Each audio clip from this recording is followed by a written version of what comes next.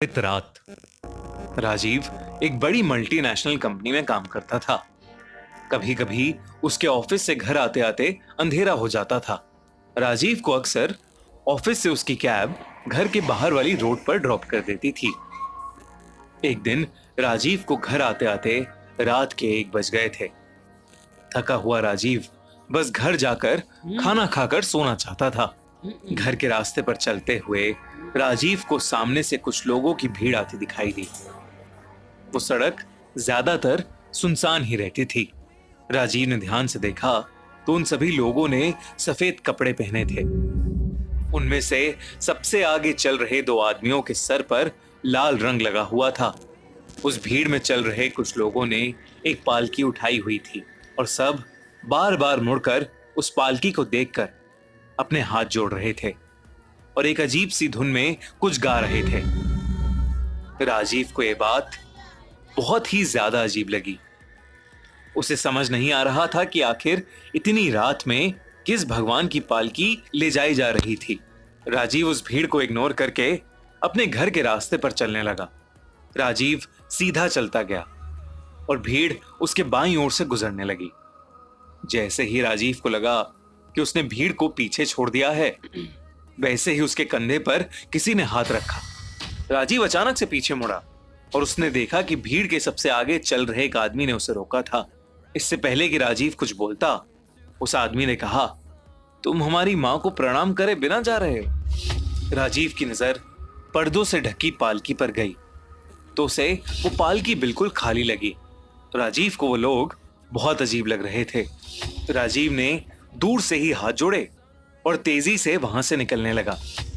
तभी उसके पीछे से उसका हाथ किसी ने पकड़ लिया। राजीव ने देखा कि जो लोग पहले मुस्कुरा रहे थे, अब उनके चेहरे एकदम गुस्से से भर गए थे। उन लोगों के शरीर का रंग नीला सा पड़ने लगा था। राजीव अपना हाथ छुड़ाने लगा कि तभी उस आदमी ने कहा, तुमने हमारी देवी का अपमान किया है, अभी पश्चाताप करो, नहीं तो अनर्थ हो जाएगा। अब राजीव को उन लोगों पर गुस्सा आने लगा था। उसे लगा कि भीड़ में वो लोग चोरों चक्के होंगे जो रात में चलते फिरते लोगों को देवी का डर दिखाकर लूटते होंगे। उसने गुस्से से अपना हाथ छुड़वाया और बोला, नहीं मानता मैं तुम्हारी किसी देवी को।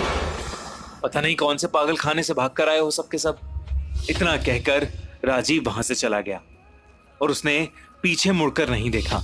दरअसल राजीव बचपन से ही अंधविश्वास से दूर रहा था। वो इस हद तक इन सब बातों से दूर हो गया था कि उसने भगवान में भी मानना बंद कर दिया था। राजीव अपनी चाबी से दरवाजा खोलकर घर के अंदर आया तो उसने देखा कि उसकी वाइफ श्रुति सो चुकी थी। वो उसे उठाना नहीं चाहता था, इसलिए हाथ धोकर अपने लिए खुद ही खाना लेने किचन में चला गया। राजीव अभी भी उन लोगों पर गुस्से में बौखला रहा था और अपने दिमाग को शांत करने के लिए उसने एक ड्रिंक बनाने का सोचा। उसने विस्की की बोतल उठाई और फ्रिज के ऊपर रख दी। फिर वो फ्रीजर से बर्फ निकालने लगा। तभी उस फ्रिज पर एक रिफ्लेक्शन में दिखा कि उसके पीछे एक आदमी खड़ा है। वो वही भीड़ वाला आदमी था जिसके माथे पर लाल रंग लगा था। अचानक उसकी रिफ्लेक्शन देख राजीव घबरा गया। ऊपर रखी बोतल फ्रिज से सीधा उसके पैर पर आकर गिरी।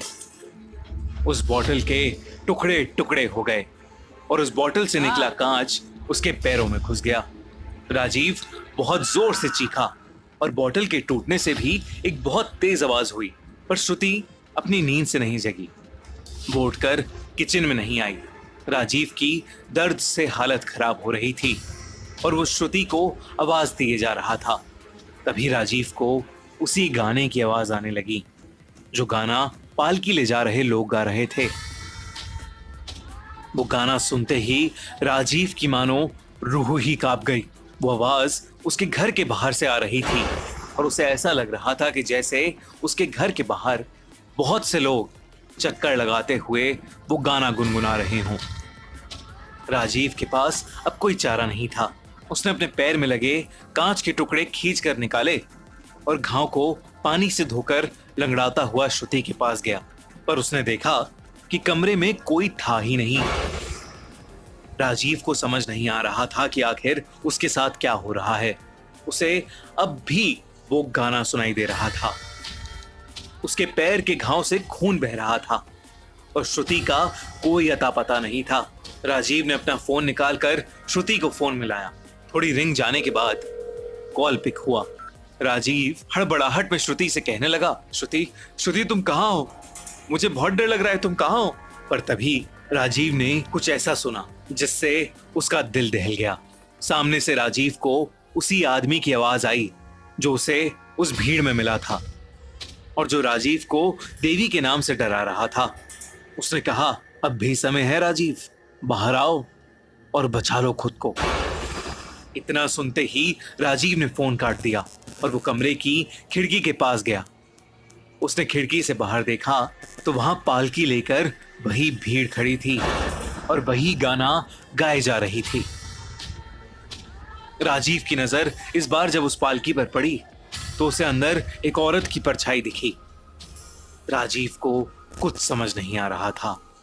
वो सीधा अपने घर से बाहर निकला और उस पालकी के सामने माथा टेक कर माफी मांगने लगा। उसने कहा, देवी माँ मुझे माफ कर दो, मुझसे बहुत बड़ी गलती हो गई है। इतना कहकर वो फूट फूट कर रोने लगा। कुछ देर बाद उसने देखा कि उसके आसपास एक अजीब सा सन्नाटा हो गया था। उसने अपना सर जमीन से उठाया तो देखा कि वो उसी रोड पर बैठा था जहां पर उसे वो पालकी पहली बार दिखी थी। उसने अपना फोन निकालकर टाइम देखा तो रात के 1:30 बज चुके थे। राजीव के पैरों में भी कोई चोट नहीं आई थी। राजीव जल्दी से अपने घर की तरफ भागा। जब वो घर पहुंचा तो श्रुति जगी हुई सोफे पर बैठकर टीवी देख रही थी। राजीव को कुछ समझ नहीं आ रहा था, लेकिन फिर भी श्रुति को देख उसकी जान में जान आई। जब उसने श्रुति को पूरी बात बताई तो श्रुति को लगा कि थकान की वजह से राजीव को वहम हो गया होगा। भले ही किसी ने राजीव की बात पर विश्वास न किया हो, पर राजीव तब से